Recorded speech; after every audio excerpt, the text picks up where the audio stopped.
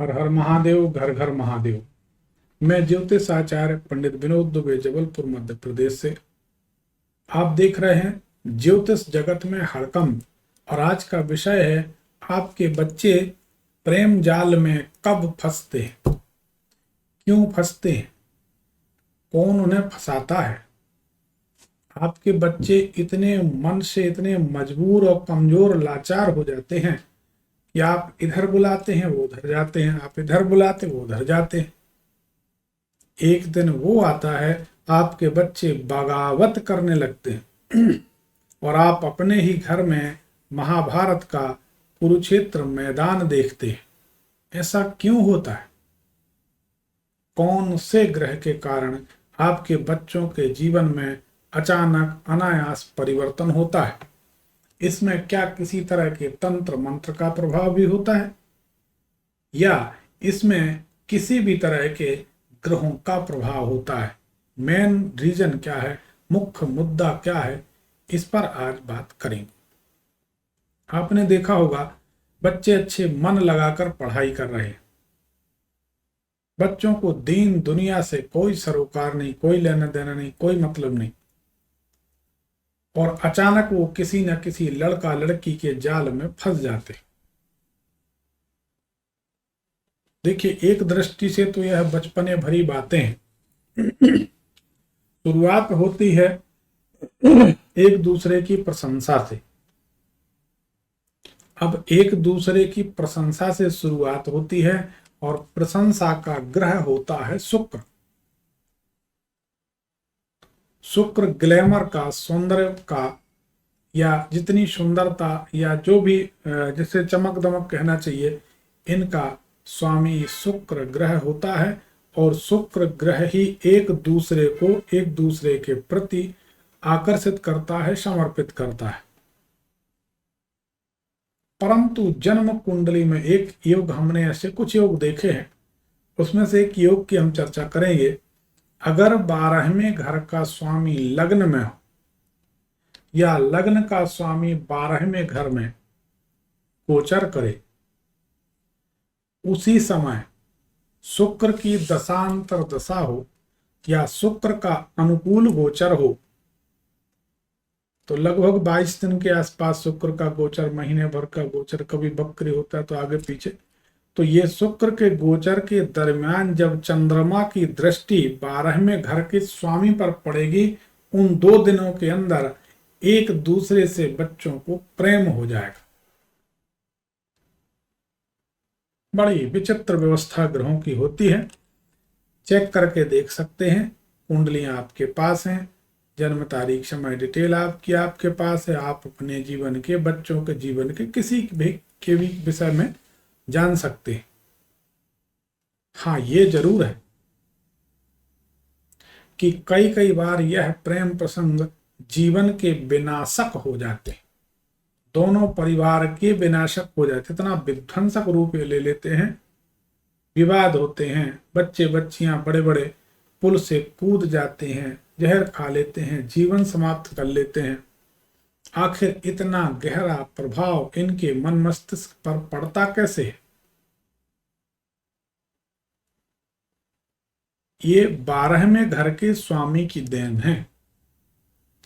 12वां घर विनाश का होता है, शरीर का विनाश, परिवार की सुख शांति का विनाश, नींद का विनाश और सर्व विनाश।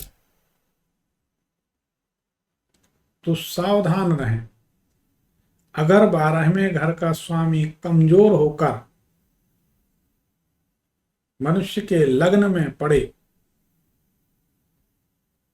शुक्र की दृष्टि हो, जाहिर सी बात है 12वें घर का स्वामी लग्न में पड़ेगा तो शुक्र की दृष्टि होने के लिए शुक्र को उस कुंडली में 7वें घर में होना ही पड़ेगा। तब शुक्र की 180 अंश की 7वीं दृष्टि पड़ेगी तो मनुष्य के प्यार के रिश्ते बदलते रहेंगे। गली गली घूमे, कली कली चूमे, भौरा बेईमान, कभी इस बाग में कभी उस बाग में, ये परिस्थिति उस व्यक्ति के साथ बनी रहे। चाहे लड़का हो चाहे लड़की हो, इनका मन बहुत अशांत, अस्थिर और अपरिपक्व होगा। इनके विचार सतत परिवर्तनशील होंगे, बदलते रहेंगे।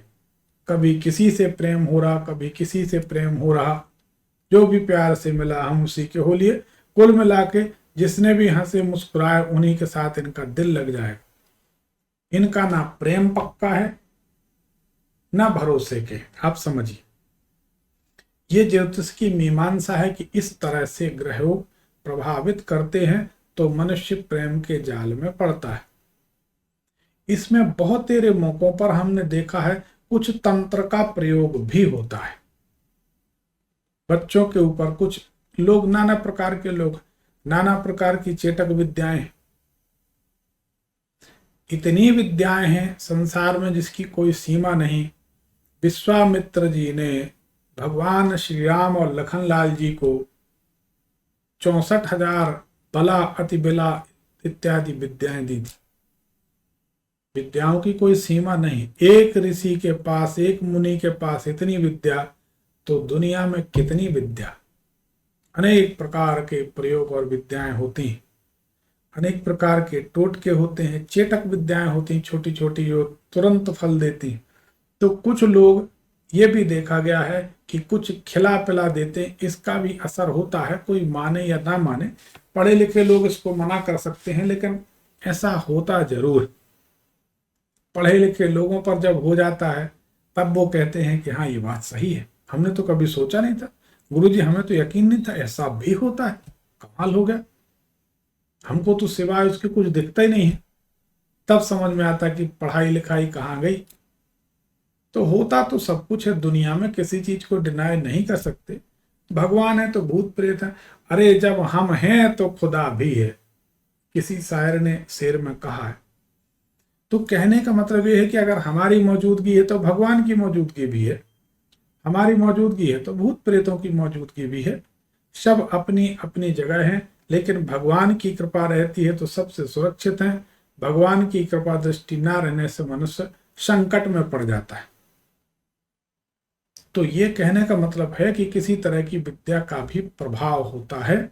इस विद्या के प्रभाव से बचने के लिए एक बड़ा सटीक प्रभावी प्रयोग आपको बताते हैं। थोड़ा सा चंदन लीजिए, चंदन घिस लीजिए, उसमें जरा सी, बिल्कुल जरा सी सफेद आंकड़े की जड़, सफेद जो कौआ होता है उसकी जड़ जरा सी घिस के चंदन में मिलाकर 3 दिन माथे पर तिलक लगा दीजिए। अगर मोहिनी का, तंत्र मंत्र का, किसी तरह के टोटके का प्रभाव आपके बच्चा बच्ची पर होगा तो 3 दिन में वह बच्चा बच्ची अपने प्रेमी या प्रेमिका को छोड़ देगा और आपका परिवार सुखी हो जाएगा। 3 दिन में, 3 दिन माथे पर छोटी सी बिंदी लगा दें, चंदन के साथ सफेद आंकड़े की जड़ घिसकर जल में और जरा सी बिंदी लगा दें। किसी भी प्रकार की मोहिनी खंड खंड हो जाएगी और आपका बच्चा बच्ची, पति पत्नी, प्रेमी प्रेमिका, जो भी किसी दूसरे के जाल में होगा वह उससे सुरक्षित हो जाएगा। अगर कोई तंत्र मंत्र या मोहिनी का प्रयोग होगा तो, लेकिन अगर मन की बुलाई, बला है, जंजाल है, तो उसको कौन दूर करे। आबेल मुझे मार, इससे कौन बचाए। हो सकता आपके परिचितों में किसी तरह की ऐसी समस्या, पीड़ा हो तो इस वीडियो को शेयर कर दीजिए। हो सकता उनको कारण भी समझ में आ जाए और इसका निवारण भी मिल जाए, तो पता नहीं कितने घरों में सुख शांति हो जाए, कितने लोग आत्महत्या करने से बच जाएंगे, कितने घर बर्बाद होने से बच जाएंगे, कितने बेटा बेटी इस प्रपंच से बचकर पढ़ाई करके आगे निकल जाएंगे। भला कीजिए, भला होगा, परोपकार बड़ी चीज है। रोजाना रात्रि में 8:30-9 बजे हम इसी यूट्यूब भविष्यफल चैनल पर लाइव होते हैं, आप देख सकते हैं। कमेंट में अपना नाम, शहर का नाम, मोबाइल नंबर बार बार कमेंट करें तो हमारे यहाँ से फोन आएगा, फ्री में बात हो जाएगी। लेकिन चैनल को सब्सक्राइब कर लें, बेल आइकन दबा लें, तभी तो आपको नोटिफिकेशन मिलेगा कि गुरुजी लाइव हुए, तब हमारी आपकी बातचीत हो सकेगी। ज्योतिष जगत में हड़कंप के एक नए वीडियो के साथ हमारी आपकी फिर भेंट होगी। तब तक के लिए अनुमति चाहेंगे। धन्यवाद। हर हर महादेव, घर घर महादेव।